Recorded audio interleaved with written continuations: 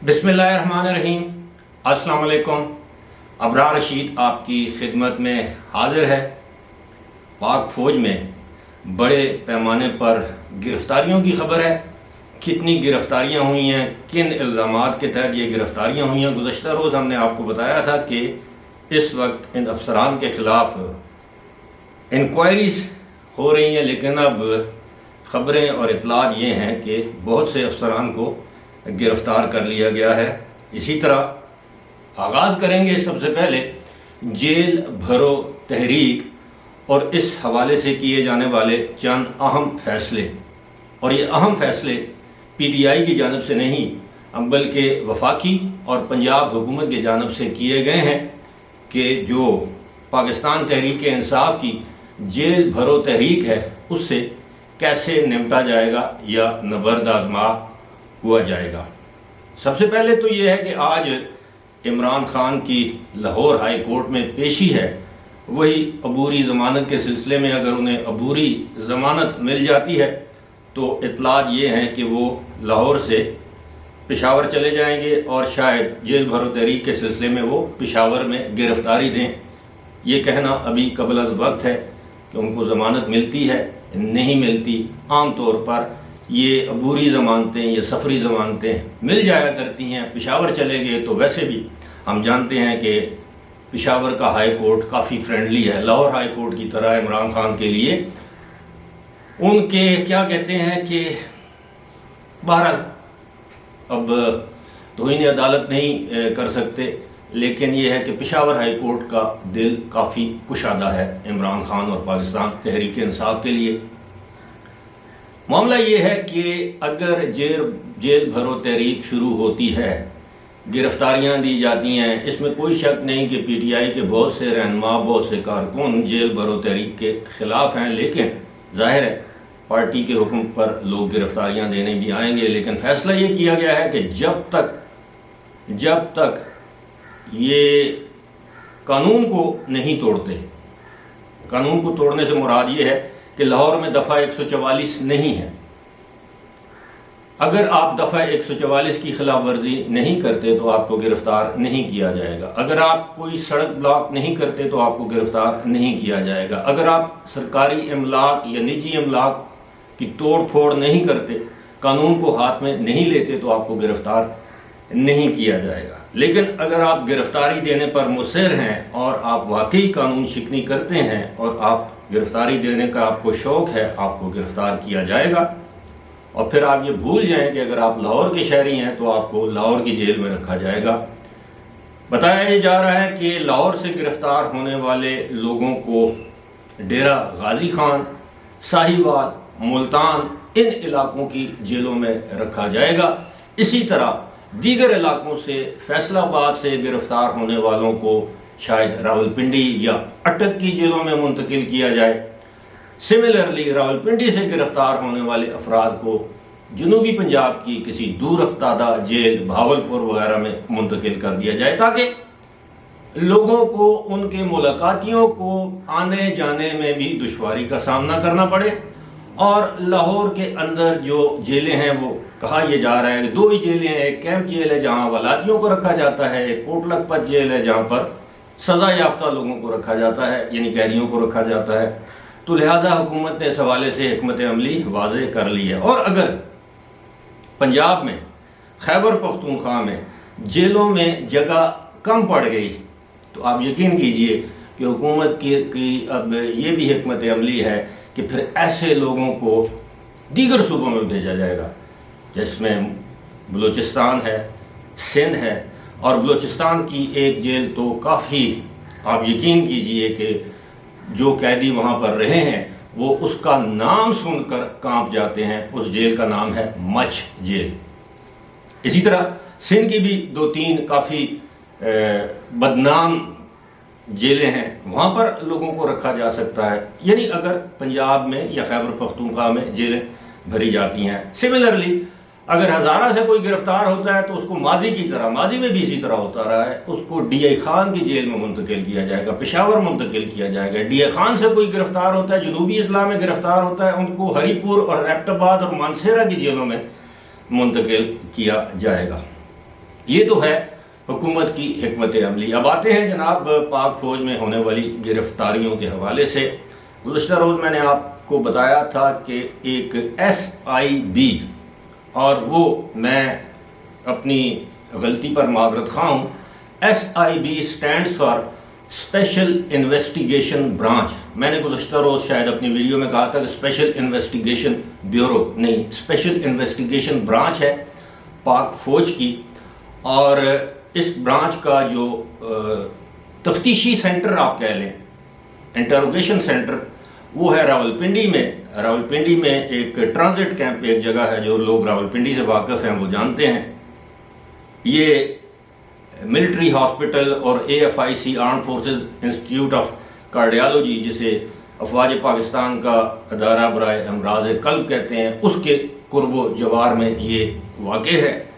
بنیادی طور پر ایک بریگیڈیئر لیول کے، بریگیڈیئر رینک کے افسر جو ہیں وہ اس کو ہیڈ کرتے ہیں، اور یہ ڈائریکٹلی جو ہیں وہ انڈر آتے ہیں ایڈجوٹنٹ جنرل، جو کہ اس وقت کا جو بھی لیفٹیننٹ جنرل ہوتا ہے۔ ماضی میں ایڈجوٹنٹ جنرلز جو ہیں وہ جنرل عامر علی عباسی رہے ہیں، جنرل محمد عامر رہے ہیں، اب آج کل جو بھی لیفٹیننٹ جنرل ہیں۔ بہرحال یہ لیفٹیننٹ جنرل، ایڈجوٹنٹ جنرل جو ہے وہ اس کے ماتحت آتے ہیں، یہ بریگیڈیئر جو اس کو SIB کو ہیڈ کرتے ہیں، SIB کے انٹروگیشن سینٹر کو۔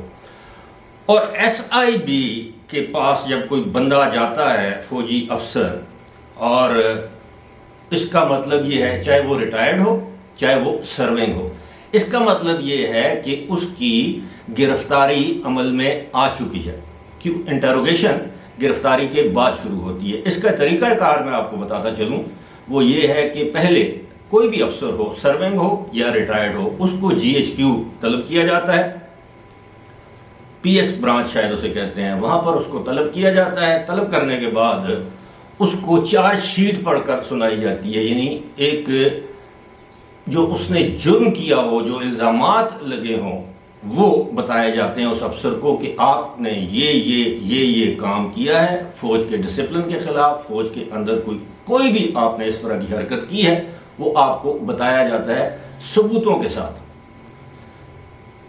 اس کے بعد اگر جس پر وہ الزامات لگے ہیں، جو شخص افسر وہ صحت جرم یا ان الزامات کی صحت سے انکار کر دیتا ہے کہ نہیں میں نے ایسا نہیں کیا، تو پھر اس کو انٹروگیشن کے لیے SIB لے جایا جاتا ہے، یعنی اسپیشل انویسٹیگیشن برانچ کے انٹروگیشن سینٹر میں۔ اور پھر ہمارے جو فوجی بھائی ہیں وہ بہت اچھی طرح سے جانتے ہیں کہ SIB کا مطلب کیا ہے۔ میں نے کل بھی بتایا تھا، لوگوں کی ٹانگیں نہیں بلکہ روح کانپ جاتی ہے جب وہ SIB کا نام سنتے ہیں یا یہ سنتے ہیں کہ ان کو SIB نے طلب کیا ہے۔ سملرلی یہ جو ابھی میں آپ کو SIB کے حوالے سے بتا رہا ہوں کہ تاکہ آپ کے ذہن میں یہ بات آ جائے کہ SIB آپ کو کب حراست میں لیتا ہے۔ اس دوران وہ جو افسران ہوتے ہیں جن پر الزامات ہوتے ہیں، ان کے تمام موبائل فونز ضبط کر لیے جاتے ہیں، لیپ ٹاپ ضبط کر لیے جاتے ہیں، یعنی ان کے استعمال میں جتنی بھی ڈیوائسز ہوتی ہیں وہ پہلے سے انویسٹیگیشن سارا کچھ تیار کر لیا جاتا ہے کہ کیا کیا چیز استعمال ہوئی ہے، ان سب چیزوں کو ضبط کر لیا جاتا ہے، پھر ان کا فورینسک انالیسس کیا جاتا ہے باقاعدہ لیب کے ذریعے کہ کس کس سے کال ہوئی، کون کون سی چیزیں ڈیلیٹ ہوئیں، کس کو فارورڈ کی گئیں۔ یہی نہیں بلکہ اہل خانہ، اہل و عیال، بیوی، بچوں، بہن بھائیوں تک کے ڈیوائسز جو ہیں وہ ضبط کی جا سکتی ہیں۔ تو پھر اس کے بعد جو ہے وہ ٹرائل کیا جاتا ہے، جب وہ شخص، وہ جس کو انگریزی میں کہتے ہیں when he starts spilling the beans، جب وہ اگلنا شروع کر دیتا ہے اس تفتیش انٹروگیشن کے دوران، تو پھر مقدمہ قائم کیا جاتا ہے۔ پھر وہ کورٹ مارشل کے ذریعے، جو وہ ایک عدالت ہوتی ہے فوج کی، اس کے ذریعے پھر سزا سنائی جاتی ہے یا پھر بری کر دیا جاتا ہے۔ عام طور پر SIB کی انٹروگیشن کے بعد بری والا معاملہ نہیں رہتا۔ اب کتنے افسران گرفتار ہوئے ہیں؟ بتایا یہ جاتا ہے کہ جی ان کی تعداد درجنوں میں ہے۔ جی ہاں، درجنوں میں ہے۔ اس میں سرونگ آفیسرز بھی شامل ہیں، اس میں ریٹائرڈ آفیسرز بھی شامل ہیں۔ میں نے گزشتہ روز بھی آپ کی خدمت میں عرض کیا تھا کہ اس میں میجر رینک سے لے کر lieutenant colonel, colonel and brigadier rank تک کے لوگ ہیں۔ اور مختلف الزامات ہیں جن کے تحت ان کو گرفتار کیا گیا ہے. مختلف الزامات ہیں، ہر قسم کے الزامات ہیں. ویسے ایس آئی بی ہاتھ نہیں ڈالتا یا ڈالتی. اب صورتحال یہ ہے کہ اگر ایک بریگیڈیئر کو گرفتار کیا گیا ہے تو obviously brigadier is taking orders from some where, اپنے کسی سینئر سے لے رہا ہوگا، یعنی میجر جنرل سے لے رہا ہوگا. اور بریگیڈیئر سے بات اگر میجر جنرل کی انکوائری تک پہنچتی ہے تو میجر جنرل آبویسلی اپنی طور پر کوئی ایسا کام نہیں کر سکتا. وہ جس کیپیسٹی میں بھی ہے تو یقیناً وہ کسی لیفٹیننٹ جنرل سے وہ آرڈرز لے رہا ہوگا، اس کو کمانڈ ملتی ہوگی. اور چاہے وہ درست کمانڈ ہے، غلط کمانڈ ہے، وہ ایک الگ بحث ہے، لیکن ظاہر ہے یہ ایک چین آف کمانڈ ہے. لیفٹیننٹ جنرل سے میجر جنرل، میجر جنرل سے بریگیڈیئر، بریگیڈیئر سے کرنل، کرنل سے lieutenant colonel and lieutenant colonel سے میجر. تو اب تک تو جو چین آف کمانڈ میں جو لوگ نرغے میں آئے ہیں وہ میجر سے لے کر بریگیڈیئر رینک کے لوگ ہیں. لیکن بتایا یہ جاتا ہے کہ انکوائری جو ہے وہ 2 اسٹار جنرلز یعنی میجر جنرلز کی بھی ہو رہی ہے، اور شاید 1 یا 2 3 اسٹار جنرلز جو کہ سرونگ یا ریٹائرڈ ہیں ان کے خلاف بھی انکوائری ہو رہی ہے. کیونکہ یہ عقل اس بات کو، کامن سینس یہ بات ماننے کو تیار نہیں کہ ایک بریگیڈیئر کی انکوائری ہو اور اس کے اوپر جو باس رہا ہے اس کی انکوائری نہ ہو، یا اس باس کے اوپر ایک اور باس تھا، سرونگ ہے یا ریٹائرڈ ہے، اس کی انکوائری نہ ہو. ماضی قریب میں ہم نے دیکھا ہے، زیادہ پرانی بات نہیں، 2-3 سال پہلے کی بات ہے، ہم نے یہ بھی دیکھا ہے کہ اسی طرح ایڈجوٹنٹ جنرل تھے یا کوارٹر ماسٹر جنرل تھے lieutenant general Javed Iqbal retired, جو جن کو باقاعدہ عمر قید کی سزا سنائی گئی تھی. اسی طرح بریگیڈیئر، جس طرح کل بھی میں نے ذکر کیا، بریگیڈیئر رضوان کو جاسوسی کے الزام میں سزائے موت سنائی گئی تھی آرمی کورٹ کی جانب سے.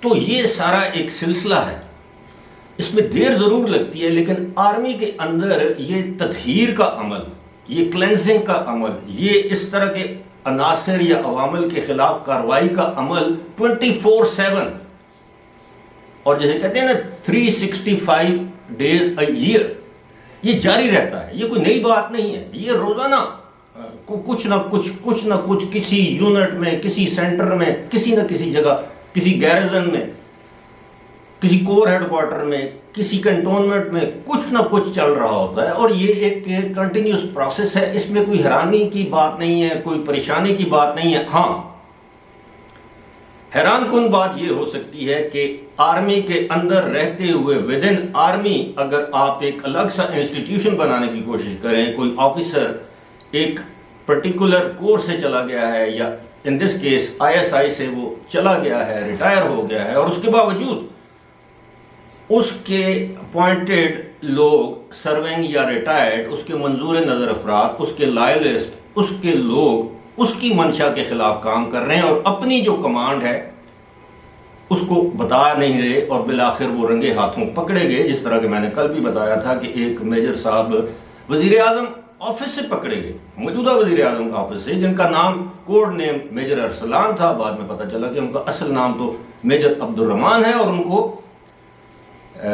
سابق جو DG ISI تھے لیفٹیننٹ جنرل فیاض حمید، وہ عمران خان کے ADC کے طور پر وہ ان کو تعینات کر کے چلے گئے تھے، اور اس کے بعد وہ سرو کر رہے تھے میاں شہباز شریف کے ADC کے طور پر، اور انہیں کی ریکارڈنگ کر رہے تھے، اور بالآخر رنگے ہاتھوں پکڑے گئے. اور انہوں نے سب کچھ بتا بھی دیا کہ وہ کس کے کہنے پر کر رہے تھے. انہوں نے بتایا کہ وہ مبینہ طور پر یہ ریکارڈنگ وہ جنرل فیاض حمید کو پہنچا رہے تھے. تو اب آبویسلی اگر میجر نے جنرل فیاض حمید کا نام لیا ہے تو آپ یہ سمجھ سکتے ہیں کیا یہ بات قابل فہم ہے کہ جنرل فیاض حمید کی انکوائری نہیں ہو رہی ہوگی؟ ایسا ممکن نہیں. پاک فوج میں جب کوئی بھی شخص، چاہے وہ لیفٹیننٹ جسے کہتے ہیں نا وہ سیکنڈ لیفٹیننٹ ہے، لیفٹیننٹ ہے، کیپٹن ہے، اس رینک سے لے کر لیفٹیننٹ جنرل کے رینک تک اگر کوئی ہینکی پینکی آرمی کے انٹیلیجنس اداروں کے، خاص طور پر ملٹری انٹیلیجنس کے نوٹس میں اور چیف آف آرمی سٹاف کے نوٹس میں آ جائے تو پھر وہ شخص کتنے ہی بڑے رینک پر کیوں نہ ہو، وہ انکوائری سے نہیں بچ سکتا. فی الحال اسی کے ساتھ مجھے دیجیے اجازت. خدا حافظ.